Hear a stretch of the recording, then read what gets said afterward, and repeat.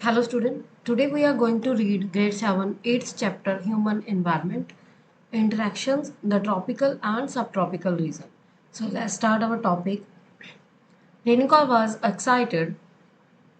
Shrikant uncle was home after a gap of nearly 4 months. He was a wildlife photographer and traveled widely. Renuka's interest in wildlife and forest began at an early age when her uncle introduced her to book on books on nature, pictures of distant lands and people who lived here there always fascinated her. सो रेणुका जो है वो excited होती है, क्यों होती है? क्योंकि उसने जो उसके अंकल हैं श्रीकांत, वो फोटोज खींच के लेके आते हैं, बहुत मंथ तक बाहर रहते हैं और जब आते हैं तो उनसे उनसे मिलते हैं और वो इंटरेस्टेड है वाइल्ड लाइफ फोटोग्राफी जो वो खींच के लेके आते हैं उसमें।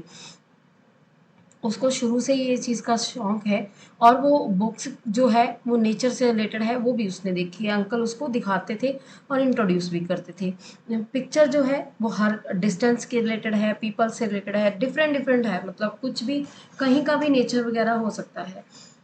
तो पिक्चर में देख सकते हो कि हर मतलब जो कंट्री है, इंडिया के भी और फॉरेन कंट्रीज के भी, तो हर कंट्री से रिलेटेड हैं जो लोग हैं इस पिक्चर में, तो जो वो खींच के लेके आए हैं।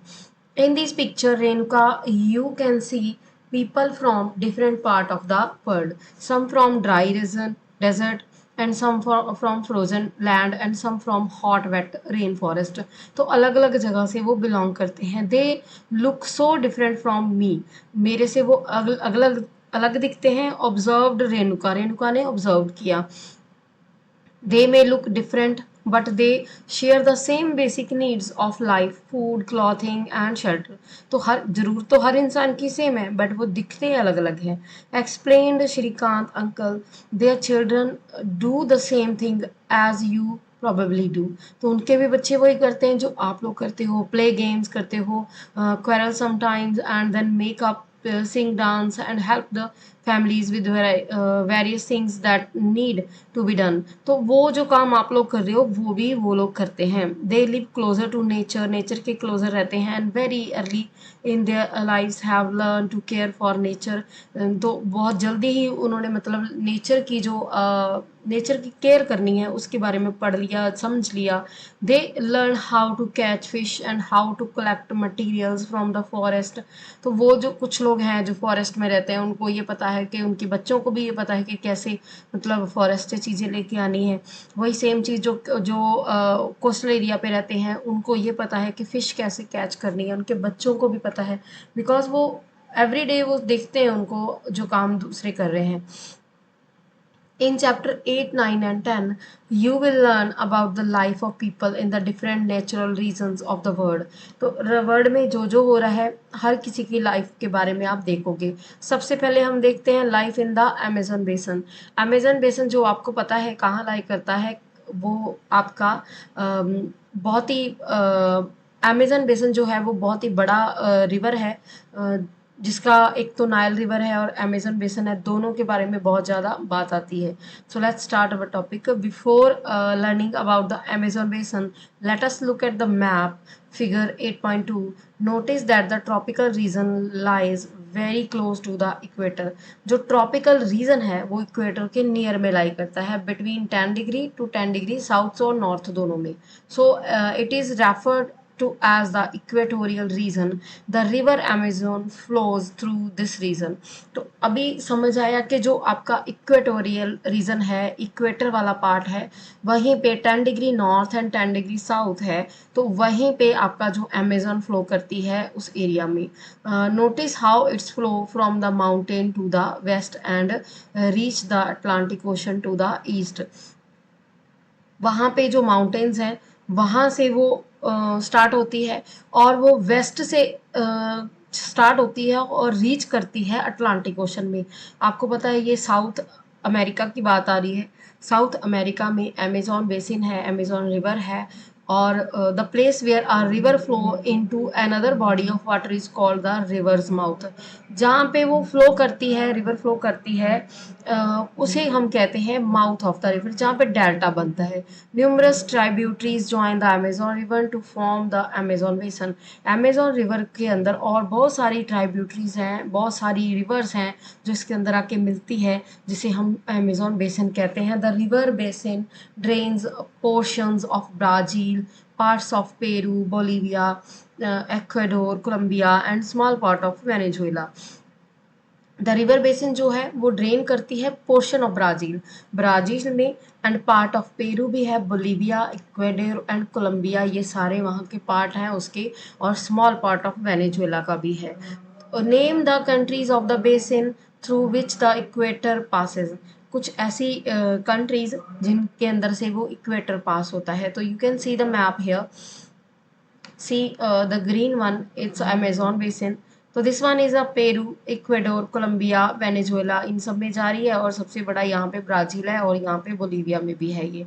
Bolivia, Peru, Ecuador, Colombia, Venezuela, Ghana में भी है, थोड़ा है, उतना नहीं है।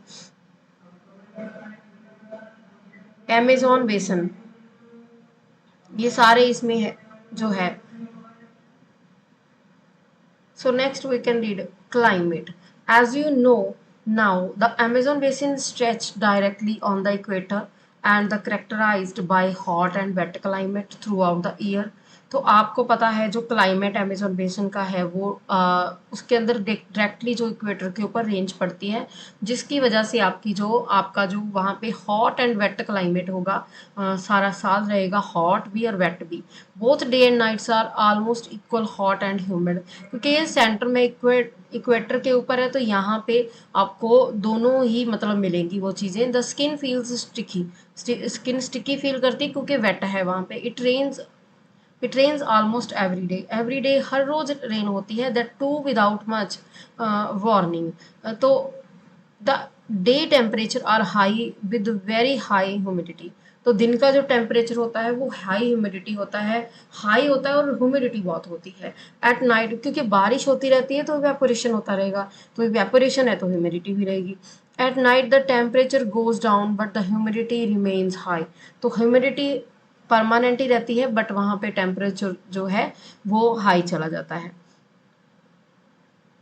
रेन फॉरेस्ट एज इट्स, तो आप रेन फॉरेस्ट जो अमेजोन बेसिन का फॉरेस्ट है उसकी पिक्चर आप ये देख सकते हो, ये बर्ड है वहाँ का। As it rains heavily in this region thick forest grows। The forests are in fact so thick that the dense roof created by the leaves and branches does not allow the sunlight to reach the ground। So all forest की same thing है, जैसे कि बहुत ज़्यादा बारिश भी हो रही है, वो पानी भी उनको अच्छे से मिल रहा है, और बारिश भी हो रही है, और उसके उसके साथ में वहाँ पे आपके जो एक कुछ ट्रीज होने की वजह से वो जो ऊपर से कोई भी लाइक कुछ भी उसके सीड्स गिर रहे हैं, और सारे छोटे छोटे प्लांट्स उग रहे हैं, ट्रीज उग रहे हैं, तो उनको कोई सनलाइट नहीं प्रोवाइड होता, जिसकी वजह से वो बढ़ जाते हैं और एक दूसरे में पूरा घना जंगल बन जाता है। तो अमेजोन का जो है वो सबसे बड़ा घना जंगल है, तो जिसकी वजह से आप देख सकते हो कि वहाँ पे बहुत ज़्यादा अमेजोन फॉरेस्ट की पिक्चर भी देख रहे हो, तो जिसमें है कि आपका सनलाइट ना पहुँचने की वजह से बहुत ज़्यादा आपकी वहाँ पे फॉरेस्ट की जो बहुत ज़्यादा घनना है, बहुत ज़्यादा संघना है। The ground remains dark and damp, dark होता है क्योंकि वहाँ पे सनलाइट नहीं पहुँच रही, डैम्प होता है। Only shade tolerant vegetation may grow here। Orchids, bromeliads grows as plant parasites। तो प्लांट्स के दो नाम है जो दिए हैं। The rain forest is rich in fauna, fauna में भी रिच है rain forest. Bird such as toucan, toucan जो है वो यहाँ का बर्ड है, पिक्चर में देख सकते हो 8.4 में। उसके बाद में अगर देखोगे तो हमिंग बर्ड भी आता है। Humming bird, birds of paradise with their brilliantly coloured plumage, oversize bill for eating make them different from birds we commonly see in India. हमारे इंडिया में बहुत सारे डिफरेंट डिफरेंट बर्ड्स होते हैं, बट ऐसे वाले बर्ड्स जो हमारे कंट्री में कम ही मिलते हैं। कई कबार ऐसे वाले बर्ड्स भी देखने को मिल जाते हैं अभी के टाइम पे, कि लाइक जो टुकान है वो बड़ी चोंच वाला कलरफुल वाला कभी कभार मिलता है, बट वहाँ पे आपको अमेजोन में मिल जाते हैं, अमेजोन में मिलते हैं mostly. These birds also make loud sound in the forest. जंगलों में बहुत ज़्यादा साउंड करते हैं। Animals like monkey, sloth and ant-eating tapirs are found here. तो एनिमल जो है, मोंकी है, स्लॉथ जो है, आंट है, वो ants and tapirs are found here. तो ये फाउंड किए जाते हैं। Various species of reptiles and snakes also thrive in these jungles. तो बहुत सारे वैरायटीज के जो स्पीसीज हैं, रेप्टाइल्स हैं, स्नेक्स हैं, वो भी वहाँ पे जंगलों में पाए जाते हैं, जैसे क्रोकोडाइल है, स्नेक्स, पैथन्स है, अबॉन्ड्स है, एनाकोंडा एंड बाओ constructive are some of the species. Beside the basins is home to thousands of species of insects. Several species of fishes, including the flesh-eating piranha fish, is also found in the river. तो पिराना वाली जो fish है, जो सबसे famous भी है, वो वहाँ पे पाई जाती है। This basin is the extraordinary rich in the variety of life found there. बहुत बड़ा है, तो obviously वहाँ पे आपको बहुत सारी varieties भी मिलेंगी। Peoples of the rainforest. People grow most of their food in small areas after clearing some trees in the forest. तो जो लोग हैं वहाँ के, वो क्लियर करते हैं कुछ फॉरेस्ट का एरिया और वहाँ पे कुछ ग्रो करते हैं। While men hunt and fish along their rivers, women take care of the crops. They mainly grow. तो वहाँ पे जो हट है, वो मैन जो है हंटिंग करते हैं, और जो फिशेज को भी लेके आते हैं रिवर से, एंड वुमेन जो है वो क्रॉप्स की टेक केयर करती है, और भी घर के जो काम है। They mainly grow tapioca, pineapple and sweet potatoes. तो ये तीनों चीज़ों को वो मेनली खाते हैं। And as hunting and fishing are uncertain, it is the women who keep their families alive by feeding them the vegetable they grow. तो जो क्रॉप्स में ग्रो करती हैं वेजिटेबल्स, वो उसकी वजह से वो अपनी फैमिली को खिलाती हैं और उनको जिंदा रखते हैं। They practise slash and burn agriculture also. ये स्लैश एंड बर्न जो है, वो एक जगह से दूसरी जगह मूव करते हैं, शिफ्टिंग कल्टीवेशन भी कहते हैं। तो इसको कहते हैं स्लैश एंड बर्न एक्टिविटी। एक जगह से उन्होंने कुछ ग्रो किया, उसको बर्न किया, कुछ सालों तक किसी और जगह में चले गए, तो that is a slash and burn activity. So we can read here slash and burn. It is a way of cultivation land where farmer clear the piece of land by slashing or cutting down trees and bushes. These are the burn which released and nutritions into the soil. Now crops are grown in this clear field for a few years. After repeatedly using the patch of land and soil loses its nutrition, it is a land abundant, then they clear another plot of land to plant, and in the meantime young trees grows in the old field. In this way the soil fertility is restored. People can then return to it and start cultivation it again. तो वो क्या करते हैं कि वो एक जगह को क्लियर करते हैं, उसके ऊपर कुछ ग्रो करते हैं। जब वो ग्रोइंग के बाद में उसने 6 मंथ की अपनी फसल को ले लिया, एंड आफ्टर दैट वो उस एरिया को, उस जो बचे हुए चीज़ें को है, उसको बर्न कर देते हैं और उसको मिट्टी में ही रहने देते हैं, और लीव करते हैं कुछ ईयर के लिए, वहाँ से मूव कर जाते हैं दूसरी जगह में ग्रो करने के लिए। तो वो वहाँ पे ग्रो करते हैं, कुछ ईयर के बाद में दूसरी जगह जाते हैं, और सम ईयर्स के बाद में 3 to 4 ईयर के बाद में वो वहाँ पे फिर से आते हैं। वहाँ से फिर पे आके उन्होंने आके ग्रो करनी है दूसरी कुछ भी और चीज़ें, क्रॉप्स वगैरह। और ये क्यों करते हैं? क्योंकि वो फर्टिलिटी कायम रखने के लिए करते हैं, ताकि उनको जो उनकी जो एक जगह है उसकी फर्टिलिटी खत्म ना हो जाए, कि आप बार बार उसी पे ग्रो करते रहते हैं। चलिए, they practice slash and burn agriculture. The staple food is manioc, also known as cassava, that grow under the ground like the potato. तो वहाँ का स्टेपल फूड जो है मैनियॉक है, एंड उसे कसावा भी कहते हैं। And they grow under the ground, ground के अंदर, जैसे लाइक पोटैटोज ग्रो होते हैं। They also eat queen ants and egg शैश, तो इनको भी खाते हैं। Cash crops like coffee, maize and cocoa are also grown. तो आपको पता है ब्राज़ील आ रहा है यहाँ पे इस एरिया में, तो ब्राज़ील का तो आपको पता ही है, कॉफ़ी जो है वो फेमस है। The rainforests provide a lot of wood for the houses. Some families live in the thatched house shaped like beehives. There are other large apartments like houses called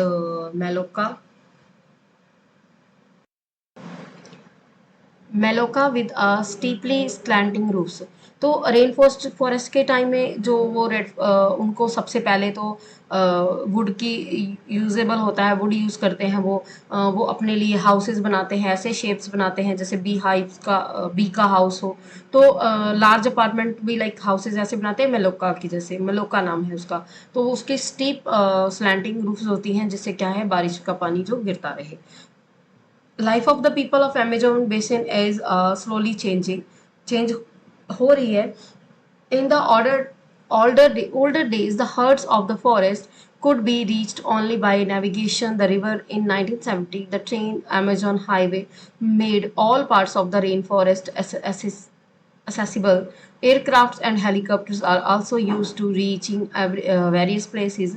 The indigenous population was pushed out from the area and forced to settle in new areas where they continues to practice their distinctive way of farming. तो आपको पता है जो Amazon का area बहुत बड़ा है, वो उसको हार्ट ऑफ द फॉरेस्ट भी कहते हैं। तो वहाँ पे जो नेविगेशन करते थे लोग, नेविगेशन करके ही वहाँ पे पहुँचा जाता था पहले। अभी के टाइम पे आप एयर क्राफ्ट और हेलीकॉप्टर के थ्रू पहुँच सकते हो उस एरिया में, जिससे क्या होता है कि वो जो तो यहाँ पे कंटिन्यूसली प्रैक्टिस इस चीज़ की होती है कि वे ऑफ फार्मिंग जो वो यूज़ करते हैं। The developmental activities are leading to the gradual destructions of the biologically diverse rainforest. It is estimated that a large area of the rainforest has been disappearing annually in the Amazon basin. तो वहाँ पे जो rain forest की वजह से बहुत सारा area जो डिसअपियर हो रहा है अमेजोन बेसिन में, तो you can see that this destruction of forest has a much wider implications. The topsoil is washed away as the rainfall and the lush forest turns into the barren landscape.